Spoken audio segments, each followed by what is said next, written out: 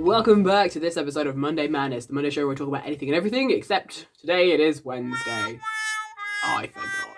I'm sorry.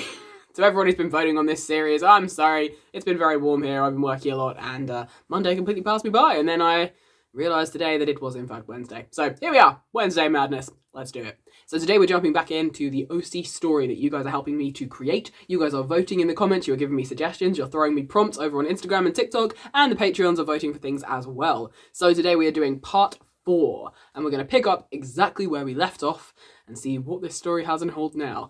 Now, there are several prompts that you guys gave me. I've smushed some of them together, some of them that were quite similar I've put into one sort of thing, and a bunch of them that rolled over from last time I'm going to try to use as well. So, where do we leave off? Well, Darrow, our assassin, named by you guys, and Erasmus the prince, also named by you guys, they are still in the carriage, and they have finally exchanged names. Well, Darrow already knew Erasmus's name because he was sent to kill him, so Erasmus figured, yeah, Darrow knows my name. And Darrow finally gave his name, so the assassin has given his name, Darrow, to Prince Erasmus. And the final thing that happened in the last episode was Darrow pulled down the mask that he had been wearing this entire time.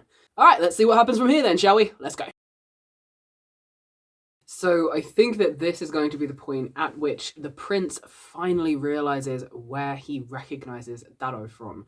So far he'd only recognized the guy's eyes, he could only see the guy's eyes, he's had the mask up the whole time, and he has occasionally been looking at this assassin and just thinking, I know you, I know those familiar eyes. That was the prompt I got given by someone, familiar eyes. So he's been trying to work out, where do I know you from? Where do I know you from? Who are you to me? How do I know you?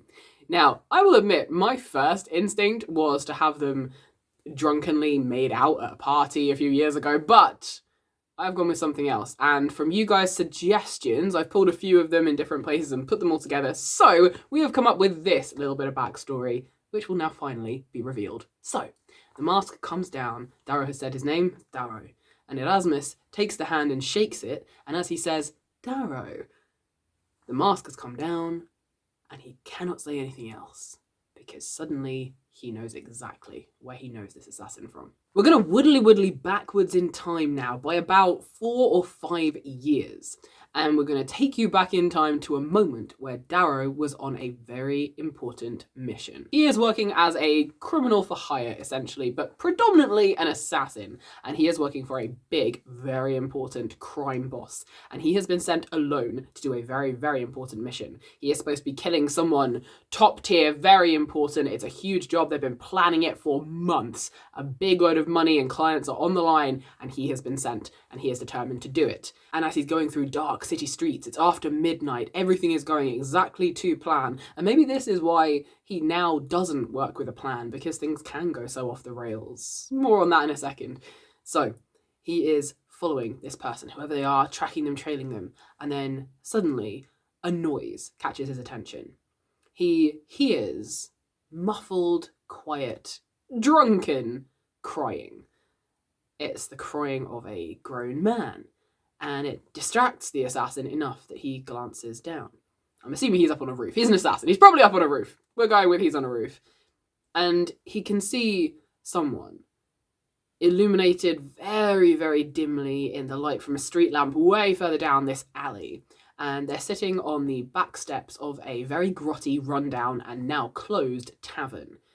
They look a bit rumpled and disheveled. They've definitely been drinking. There is a smell to them. They've definitely been drinking. The hair has been pushed back across their face. They've got sort of smudges of eyeliner and things down their face. They're deeply, deeply just crying their little eyes out. And something in Darrow is completely distracted. He is now entirely off task. He has forgotten or put away to the back of his mind for a moment that he is on a very, very important mission. Time sensitive, loads of money and lives on the line. And he sees this beautiful crying man and he has to go and say something. He starts to climb down off the roof, getting onto maybe a drain pipe or something. However, then he spots 2 other shadowy figures moving swiftly down the alley. He only spots them because he is an assassin. If he was just a normal member of the public, they would have gone by without his notice, but he knows what to look for, and he sees 2 people coming. They're coordinating with each other. He can see hand gestures and signals, and they both have blades out. and it angers him. Suddenly, something flares up inside him. He has all this assassin training, of course. Killing people is second nature, but not when they're like this. Not drunk, defenseless, crying alone in an alley, and more importantly, 2 against 1. He's not into that. And so, Darrow acts. He jumps down off the drain pipe and off the roof, landing in the alley with a splat. Proper superhero landing style, like lands on his hands, and he looks up, drawing his own blades and weapons, and he stares down one side to the other, to these 2 people who are now rushing towards the crying figure. The crying man looks up at this, tears still streaming down his face, but suddenly very sober. One of those moments where your life is in danger and everything flashes before your eyes, and suddenly all the booze has just gone from your system as you look around, and he realizes what is happening, and he sees this dark, shadowy figure with their hood up, standing with their back to him, in front of him, raising blades as 2 other people come colliding down the alley. And this is where my Patreons are going to get something that they voted for. I'll tell you the other thing they voted for in a minute, but number 1, they voted for fighting. They wanted fighting in this episode, so that's what I'm giving you. Darrow starts to fight, and his assassin's training is kicking in hard. However, he notices very quickly that these 2 other people are also highly trained. They're all wearing hoods and masks and things to obscure their faces, so he doesn't recognize any of them. And this is deliberately done. They're all wearing dark, shadowy clothes and everything. They can't really see each other, and he's fighting and fighting and fighting. Eventually, Darrow manages to get one of the other assassins onto the ground, and as he's raising his blade to stab and stab, the 2 assassins simultaneously speak words of magic. They both raise their hands, lowering their blades, and instead they shoot a wreath of fire. It spikes between them and lurches up into Darrow's face, splashing him in flames, a big wreath of it right across the jaw and down onto his throat. He screams and rolls backwards, but does manage to finish off the first assassin while he's doing it. That man now lies dead on the floor. The other assassin dives to grab his friend and pulls him away back down the alley, leaving this big ring of fire encircling and drawing closer and closer and closer to finish off Darrow. The spell is going to engulf him until he is burned to a crisp. Darrow, looking around, panicked, terrified, blood seeping down his chin, breathing hard, suddenly feels a hand, a heated, burning hand, reach through the flame and grab him by the shoulder, spinning him around and pulling him bodily out of the flames. He topples onto the damp, dark ground just as the fire spell ignites and finishes in a flash of smoke. It's only at this point that Darrow really gets to meet the eyes of the crying man whose life he'd just saved, who had then saved him in return. This alley has barely any light, though. The sputtering street lamp down the other end is flicking on and off, and barely any of that is reaching them. Through the gloom, he can just make out a pair of dark brown eyes blinking at him, as the man with dark hair is panting, holding on to the assassin's shoulder. Not a single word is exchanged between the 2 of them. Darrow glances down, noticing the man's arm has been burned, half of his shirt burned away, and he can feel the steady drip of his own blood seeping down his own clothes. Grey-blue eyes blink, and with a nod and a frantic glance around him, Darrow the assassin bolts away into the night, unknown to him, abandoning the young Prince Erasmus in the dark alleyway with his arm singed and burned. Back to the present day then. So, Darrow the assassin has pulled down his face mask, revealing the rest of his face. And as Prince Erasmus looks at the assassin's face, all he can say is a startled, "You!" And this is where I'm going to be using what you guys voted for in the last video, and a bunch of the DMs you guys sent me with suggestions, and a bunch of your suggestions from the comments as well. And all of this is about what is underneath Darrow's mask. So, here it is. Starting at the assassin's jaw, somewhere near his mouth, and going all the way down his throat, are scars and blisters and burns. Old burns. Even though it's been 5 years, they're still looking quite raw. It's never properly healed right. It looks like he never got treated for it. These were just left to sit on his skin. And while it wasn't first degree, worst of the worst, it nonetheless has left his skin completely destroyed. It crackles, it's singed right down onto his shoulder. If you could see below his clothes, you'd see it went down quite far, but it goes all the way up onto his chin, right next to his mouth. Unmistakably a burn from magical fire. Prince Erasmus now recognizes the assassin as the man who saved his life 5 years ago. He remembers those familiar grey blue eyes from that dark, dark alleyway. He remembers everything the man did, and he remembers reaching into that magical fire to save the guy's life. Darrow, for his part, is still looking confused. He had a lot of other things that went on that night that we will probably get into very, very soon. But for now, he is just staring at the prince, blinking and confused. What? Is all that he can say. Just one word. What? He doesn't yet understand. Prince Erasmus decides to take matters into his own hands, and letting go of the assassin's hand, which, I'm going to use the cliche, they'd shaken hands and hadn't realised they were still holding hands this entire time, we're now going to come to the other thing that you guys voted for and suggested in the comments as well. And this is the idea that Prince Erasmus will show Darrow something deeply important and private as well, to show a sort of bond of trust between them now that the assassin has removed his face mask. Prince Erasmus takes out his cufflinks and begins to roll up the sleeve on his left arm. And as the sleeve is pushed all the way up to the prince's elbow, Darrow looks down and he sees what is revealed.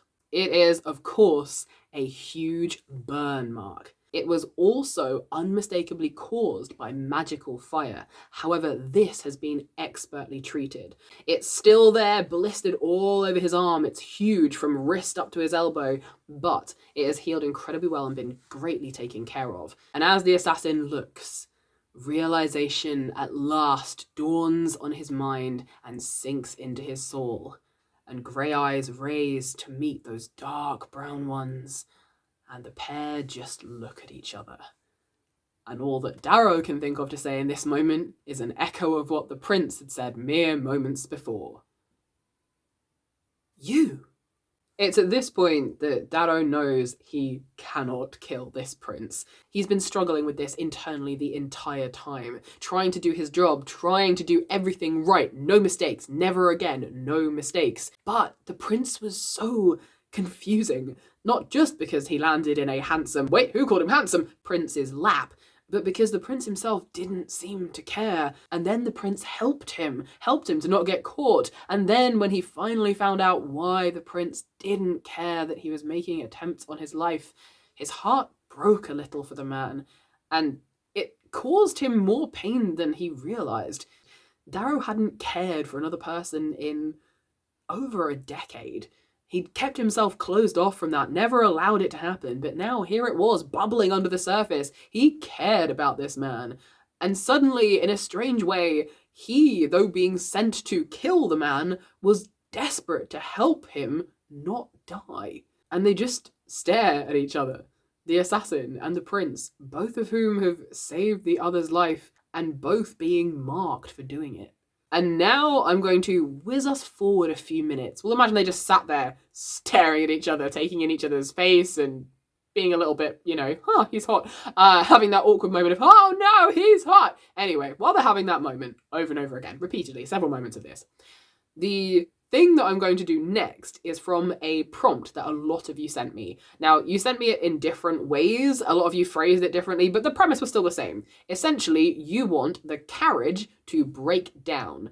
And some of you said, get it away from the other carriages. Some of you had it attacked by bandits, that kind of thing. So I have gone for the cliche and the basic. We're going to have the carriage break. Something happens. It is getting darker and darker all the time. Very important that it's like the middle of the night now and the carriages are going very fast. I'm also going to have it be starting to rain. The mud is churning up underfoot, and as they are heading through this big sort of woodland area, there are big steep drop-offs and the path starts to get really small. As the carriage goes flying around the corner, it comes off the path and it becomes detached from the horses who keep going, the soldiers flying past, and the carriage spins out and starts to slide, tumbling down and down and down the side of this hill. And the problem is, it is raining and it is dark. It's the middle of the night. There are no lights on this road. They're in the middle of the woods. No one can see where the carriage went. All the lights on the carriage get snuffed out and splattered out as the carriage is rolling down this hill. Splat, splat, splat.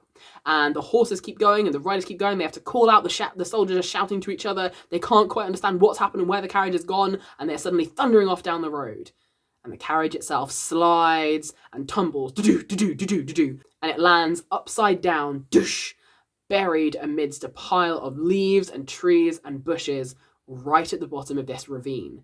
And it is so dark, no one can see where it landed. Now, of course, even though he's the third prince and not quite as important as the new king, the dead king, and the other older prince, the prince is still very, very important. So the soldiers immediately stop, they come looking for him, they shout out, and from way, way down where the carriage has landed in splinters upside down, Darrow and Erasmus can hear shouts. Faintly off in the distance, they have fallen far, far away from the road. And Darrow opens his mouth to shout back, to shout, "We're here, he's here, the prince is here, he's still alive." But before he can say anything, a hand claps over his mouth. And he looks, and it's Prince Erasmus, who is covering his mouth and shaking his head, no. And Darrow, without speaking, through eye gestures alone, just looks at the prince as if to say, what the fuck is wrong with you? We need to shout, tell them you're alive. And all that Prince Erasmus says while holding Darrow's mouth shut is, "They'll find you." And in that moment, an understanding passes between them and something illuminates in two hearts. They suddenly beat as one for just a second. And they both realize the same thing. Holy fuck. Erasmus cares more about saving Darrow's life than he does about saving his own. Eventually, the voices of the soldiers fade away. They start searching other areas. Occasionally, they can hear shouts saying, "If you can hear us, call out, and we will find you. If we don't find you now, we'll bring reinforcements. We'll come back in the daylight. We'll come back. We're going to find you. We'll find you, Your Highness. We'll find you." But the voices slowly fade away as the rain starts to get heavier and heavier and a storm rolls in. They can hear thunder and lightning cracking. And of course, the soldiers and the other princes with the body of the deceased king, they have to leave. They have to leave wherever the prince is. They have to leave him behind. So shouting promises that they will come back in the daylight, they will come and they will find him. They have to abandon the carriage. So they do. They carry on off up the road, and in the distance they can just hear the sounds of these carriages and horses fading away. But they have fallen a really, really long way down. So what do they do then? They're in this upturned carriage. It is a raging thunder and lightning storm outside. They're not going anywhere. It is pitch black. So what do? Well, is a prince.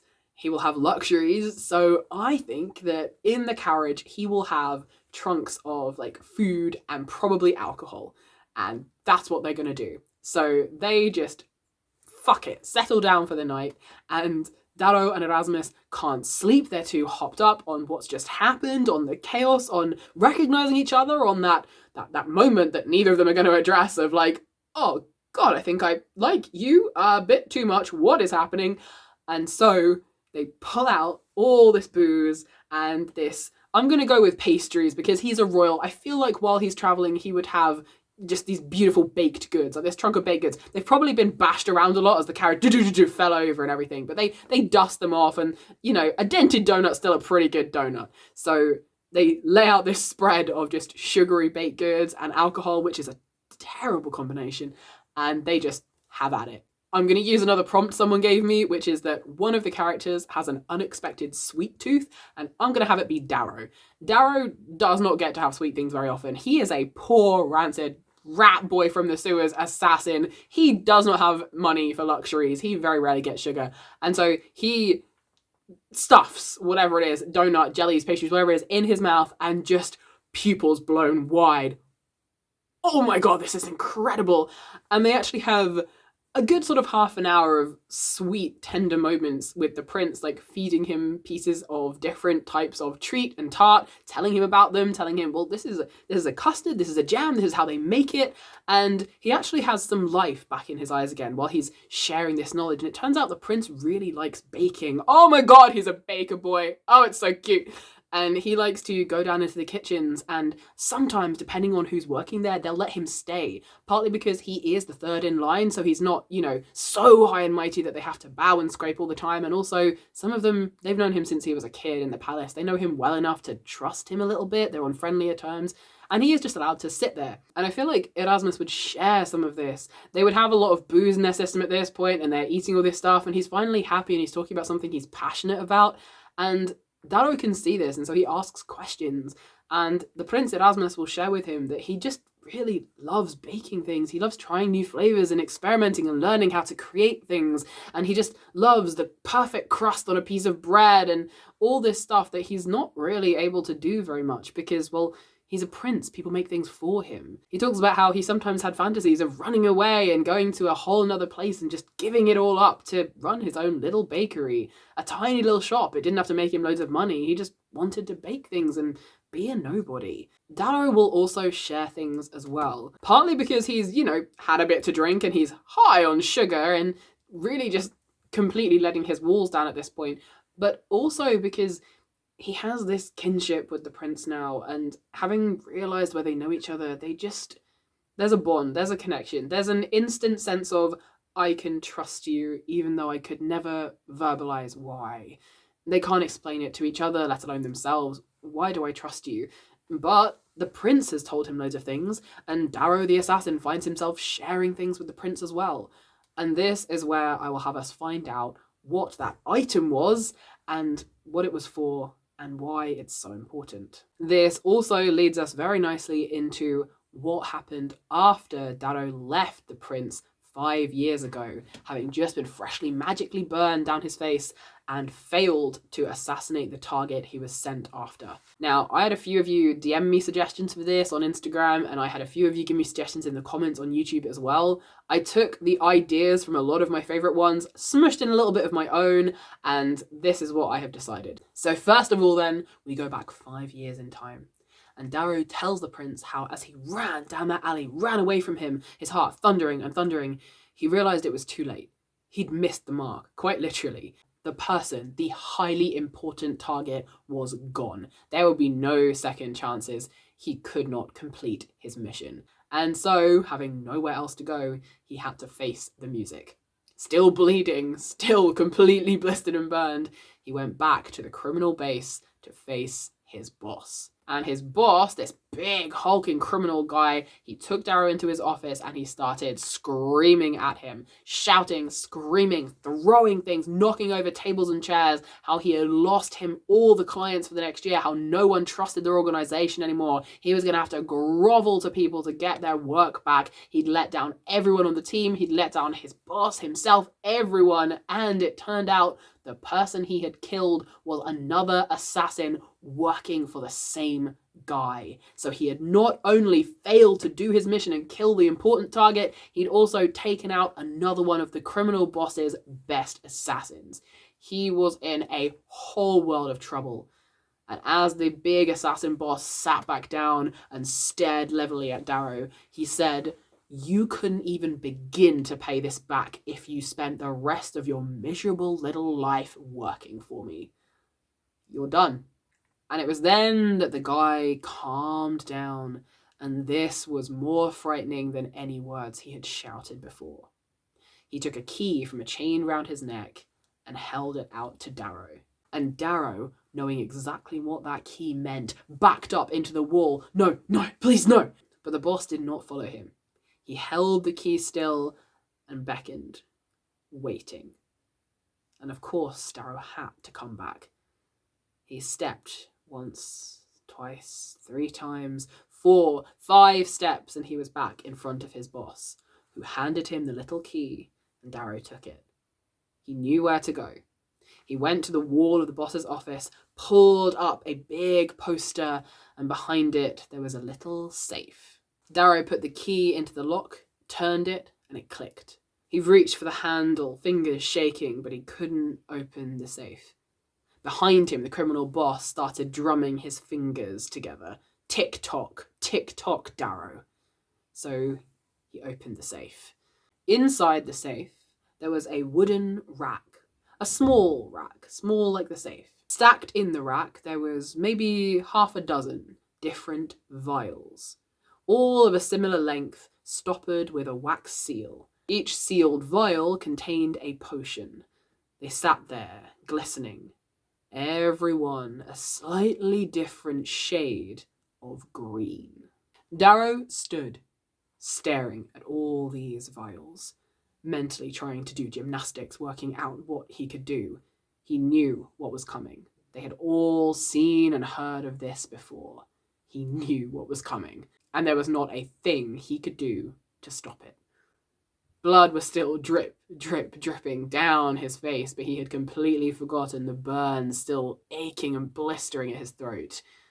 The voice of his boss behind him rang out, mocking, almost laughing, and it told him, choose one. And so, Darrow chose.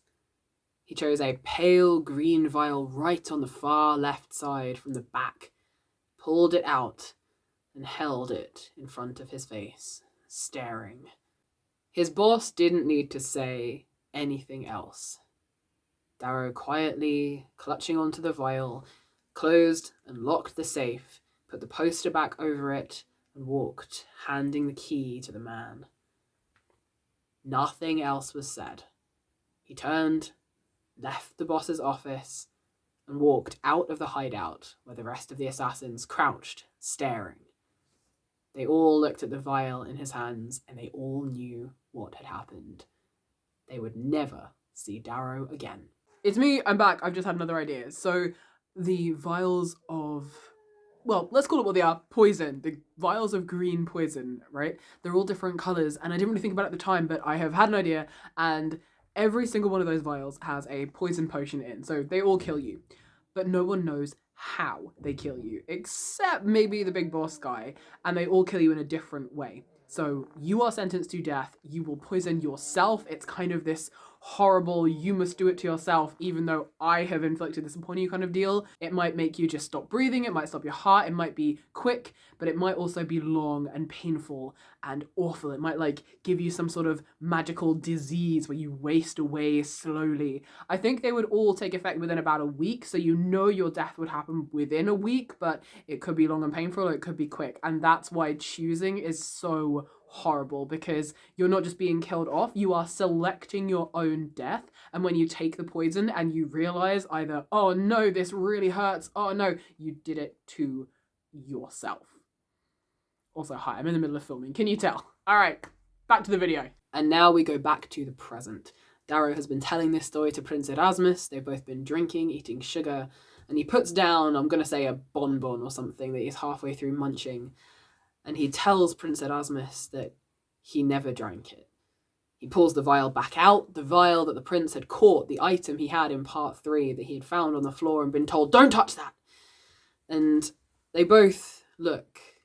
The bright green liquid still within, the seal still in place. And Darrow explains to the prince that he should have drunk it that same night. He should have drunk it within the hour of being sent away from the boss's hideout. He should be dead. But instead, he ran.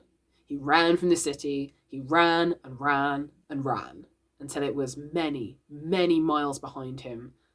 But he couldn't quite let go of that vial, and he kept it, always about his person, to remind himself that he fucked up. A reminder that he screwed everything up, and that he was supposed to pay the price. But, in his own words, but I wussed out. Couldn't even do that proper. So now it just sits there, reminding me every day that I shouldn't even be here. This is where Prince Erasmus, fueled by liquor and sugar, can't quite contain himself, and instinctively he reaches over, taking the assassin's hand, interlacing their fingers, and just says, I, for one, am glad that you are still here. And I never thought I would say this, but I'm glad I still am too. To have re-met you again. And their eyes meet. The grey-blue ones of the assassin and the dark brown, rich royal ones of the prince. And they get real close. And the only thing that the prince says next is the assassin's name. Darrow will say the prince's name back. Erasmus. Possibly for the first time, confirming what the prince already suspected. He did know his name. And then we're going to get the other thing my Patreons voted for. They voted for fighting, but they voted for one other thing to happen, and the second thing was kissing. So here we go. They've said each other's names. They are inches away from each other. They are fueled by at least 2 bottles of alcohol, probably wine, and a bunch of sugar at this point, probably still glistening on their lips. And they both notice it on each other's lips. And they're so close. And they've said each other's names. And as Darrow says, Erasmus, suddenly all the breath leaves both of them. And instinctively, neither of them would have been able to tell who leaned in first. Both go for the kill, and both of their lips meet. And suddenly they are kissing. And it's not sweet and it's not tender. It is fueled by, well, sugar and wine. And they are full on making out. In the upturned carriage, in the dark, in this storm of lightning, which occasionally is what lets them see each other's faces. When the lightning goes, poosh, it is thundering, hailing, storming outside. They are covered in sugar and wine, and they spend an hour and a half just sloppily making out in this upturned carriage. Enjoy, everybody! We finally got there. We had some kissing. All right, what happens next? They wake up, tangled in each other's embrace, half-eaten pastries scattered around them, and it's soggy and damp and wet. Water has seeped in through the night, but the rain has now calmed to a light drizzle, and while it is cloudy outside and very early, the birds are just beginning to sing, and the sun is only just rising through this dark grey sky. It is light, and they can finally see outside of the carriage. One of the doors was half knocked off its hinges, and the assassin gets out first, carefully clambering through, checking the wreckage to make sure it's not going to fall on top of them. He puts his blades away and holds out a hand for the prince, helping him out of the carriage. And they both stand there with terrible hangovers, which was a prompt someone asked me for last week, so we're bringing it back. They have both got the worst sugar wine hangovers in the world. But it's light, it's bright, the rain is just a light drizzle, and now they have a choice to make, which is where you guys come in. I'm going to give you 3 options. Which one would you like to see happen? Let me know in the comments down below. Option number 1. They just walk away. The 2 of them decide to walk off together and go start something new. Option number 2, they decide to wait it out. It's daylight now. You can see the marks of where the carriage came off the road. Sooner or later, these soldiers and the prince's brothers, they're going to come back and they're going to find him. They could sit and they could wait. Option number 3, they could start walking. Head back up to the main road, climb up the slope and make their way to find the soldiers, find his brothers, follow the path and eventually try to find someone and go for help. Let me know what you want to see down in the comments below. Option 1, they just walk the frick away to a new adventure. Option number 2, they sit and they wait. Option number 3, they start heading in the direction of the soldiers and the prince's family.